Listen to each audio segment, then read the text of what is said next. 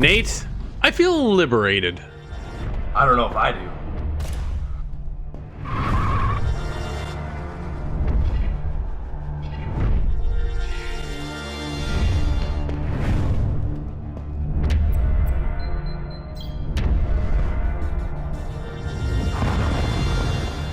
Nate, you and I jumped in over on the Switch to check out Liberated. This is a black and white comic style adventure that we're jumping into with corruption and deceit and all kinds of little neat mechanics that I really kind of got hooked into this game in particular. And the biggest thing that really drew me in is the story itself. I loved the story of Liberated. What did you think about the game?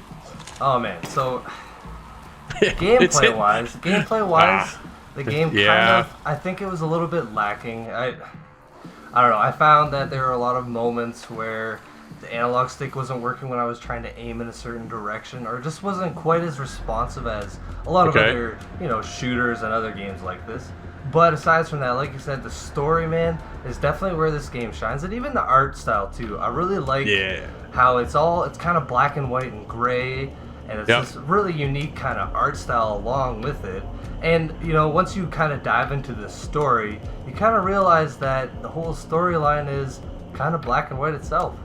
Yeah, absolutely. Everything there is just kind of this neutral tone, right? There is no bad guy per se throughout the story. It is about corruption of the government and how they've kind of taken over all the cams, and you have to live by their law. But yet there's this group of liberated that are out there, and they're going against these guys, and they're hacking things, and to get in and to free the people is what their goal is in a sense. And then the twists and turns that kind of evolve throughout the story, which is honestly a little short, but I thought it was a good package that they put together, and it's all told in this black and white kind of comic book feel. And dude, I had a great time playing it. You did touch on the gameplay itself, Nate, and I gotta absolutely agree there with you. I played it with a pro controller. You were playing on the Switch and handheld most of the time, weren't you? Yeah, it was handheld.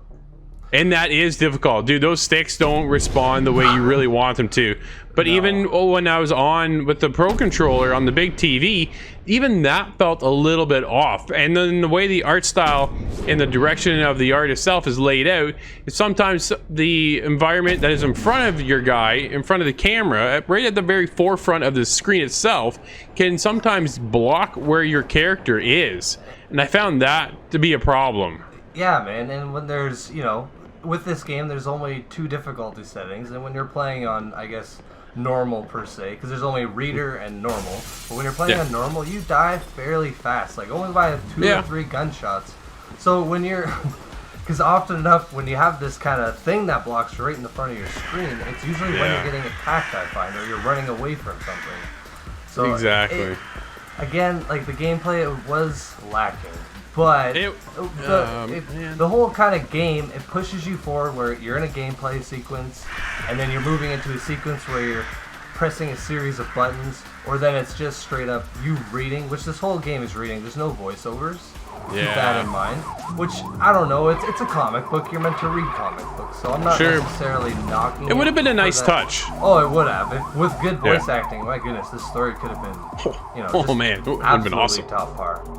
Yeah, no, for sure. It would have been a really nice touch to have that in there with some deep, voices and kind of, man, if they could have got like Troy Baker in there, or, something that's top notch within the industry, or if they want to reach out, we can hook them up with Scott and his grizzly voice. But either way, we had a good time playing that. But honestly, the biggest struggle for me was the gameplay itself. That clunky control, and then the ragdoll physics of the enemies themselves when they get in your way.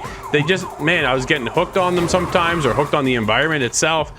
It just kind of took away from the game, but it's the strong art and the story that just really drove me to complete this game, which honestly is in 4 whole chapters, which doesn't take very long to complete. So if you're in for something, you're in for a good time, but you're just not there for a long time.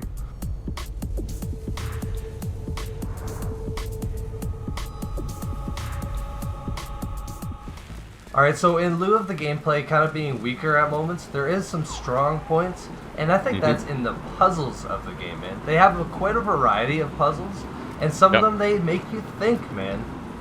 They're these hacking puzzles that when you go into an institution, sometimes you're looking to hack your way in, right? You're supposed to be this stealth hacker, and though the game doesn't really feel all that stealthy because it's just easier to pop a guy in the head and move on. But when you get to these puzzle mechanics, all of a sudden you're pulling out your phone and you feel like this hacker, right? And you're trying to crack the code and stuff. I thought that was one of the best highlights within the game are these hacking moments. I thought they were so cool and so creative. I had a blast with these moments.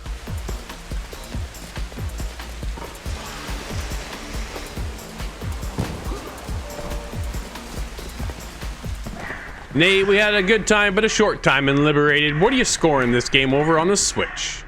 Well, man, all in all, I had a pretty good time with this. The story really kind of kept me moving forward. The graphics are really great. You know, that black and white gray art style, along with the whole black and gray and white storyline. It just was perfect, man. This one gets a 7 from me. Yeah, it had some good twists and turns there. Really kind of caught me off guard. I had a good time playing it, and honestly, I didn't really want to put it down. Once I got started, I was hooked, but the gameplay kind of just did take me back a little bit. But I'm there with a 7 as well.